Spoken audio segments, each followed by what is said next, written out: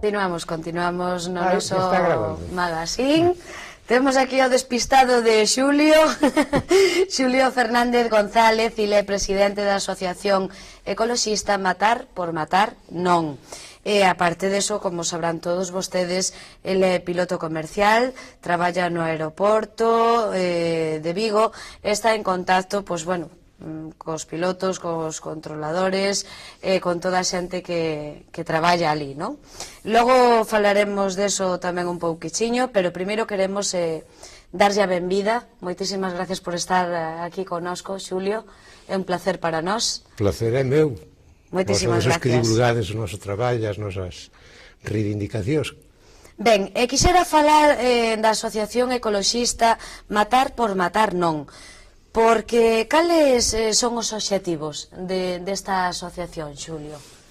Bueno, cando se fundou, o primeiro obxectivo era tratar de denunciar diante da opinión pública que aquí no Carballiño se organizara un campeonato nacional de caza de zorros, sendo como era naquele momento conselleiro de Medio Ambiente un exalcalde do Carballiño, non?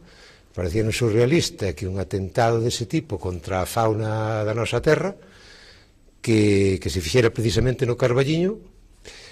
Bueno, daquela paca moito cambiou, porque indudablemente naquela época fíxose, recordamos todos aínda que eso era un acontecemento que incluso se puñían os zorros. Hai unha foto de Porto Marín, a plaza inteira de Porto Marín chea de zorros, e a xente mirando como se fora un gran acontecimiento.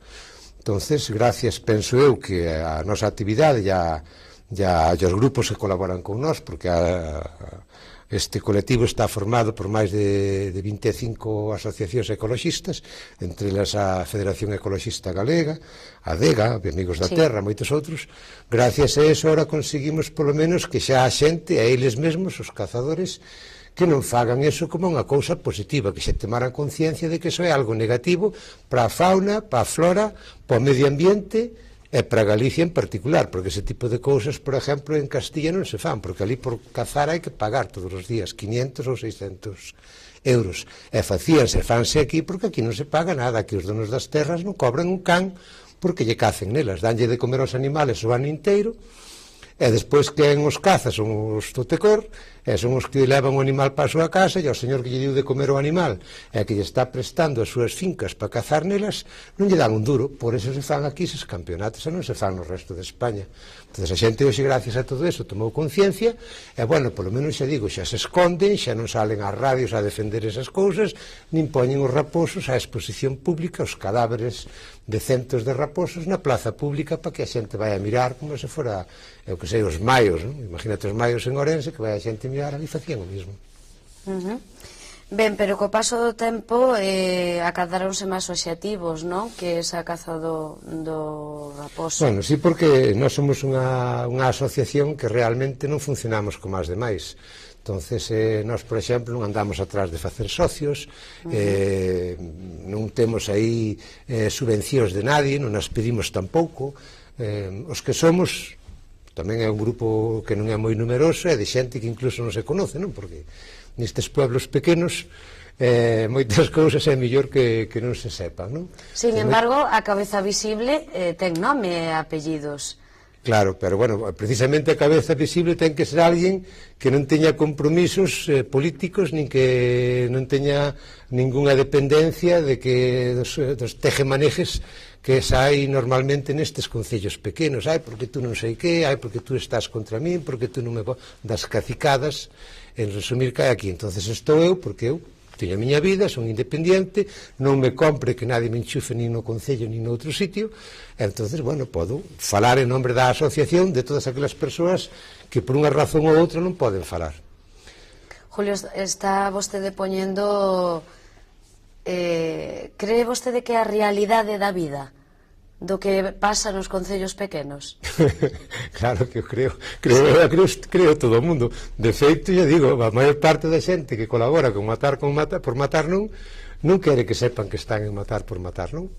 E a min pareceme lógico, vendo que hai por aquí o que se coce, a dependencia que ten toda a xente dos poderes políticos e das cacicadas que hai na nosa terra, pois non me extraña de que sea así. A min pareceme lógico, non sei, pero a min pareceme super lógico.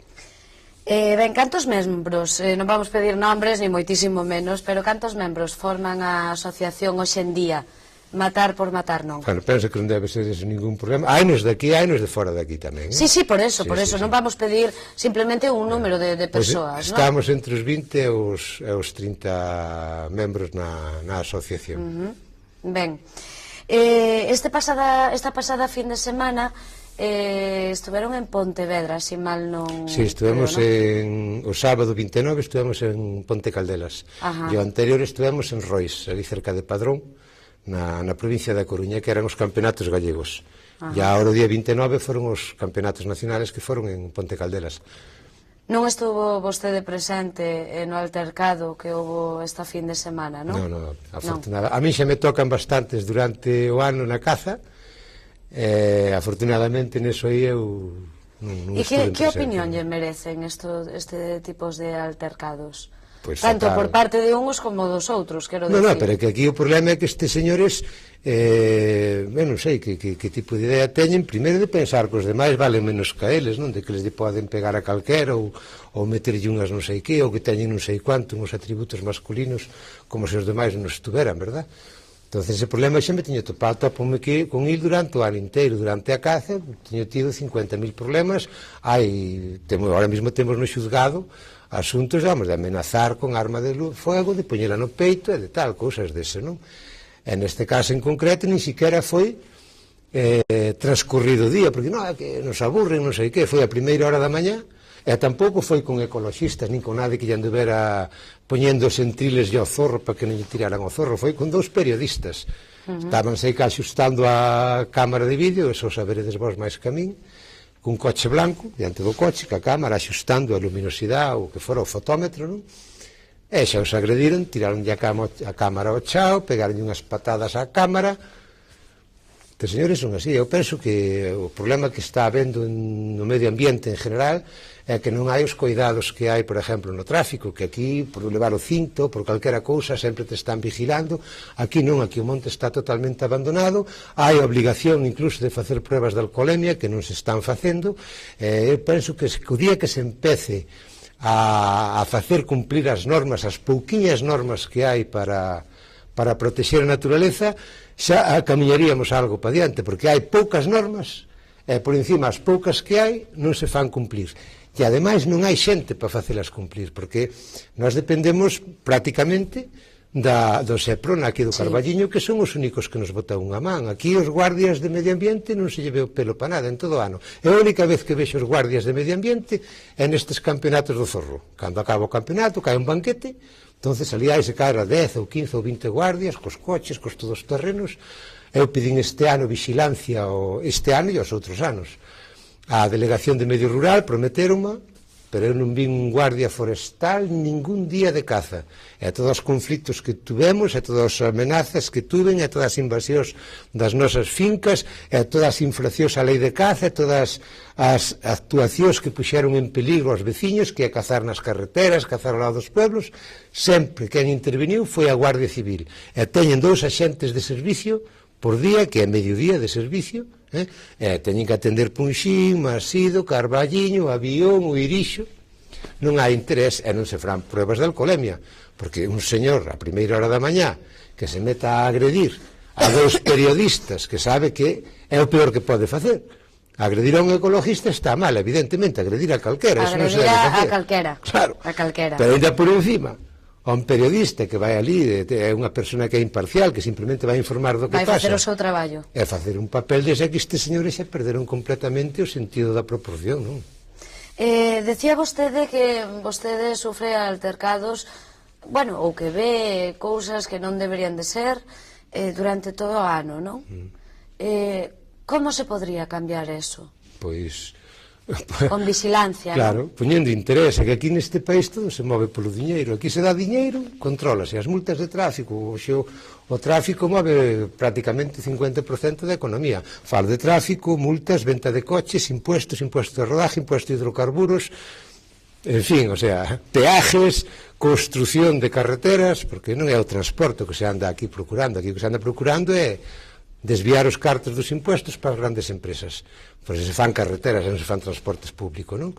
Entonces, que pasa? Que a caza dá máis diñeiro, a permisividade, que estes señores compren escopetas, que compren cartuchos, que compren botas, que compren roupa de agua, que compren todoterrenos, CAS, seguros, licencias federativas, ese é un negocio, porque isto xa non é caza. Eu, cando era rapaz, cazábase. Había que encher os cartuchos, había que andar a pé, había que pasar frío, había que levar zocos. Hoxe nin se mollan, nin pasan frío, siquera. Hoxe me collen un coche en Vigo e en media hora están na Teixugueira, ali no meu pueblo.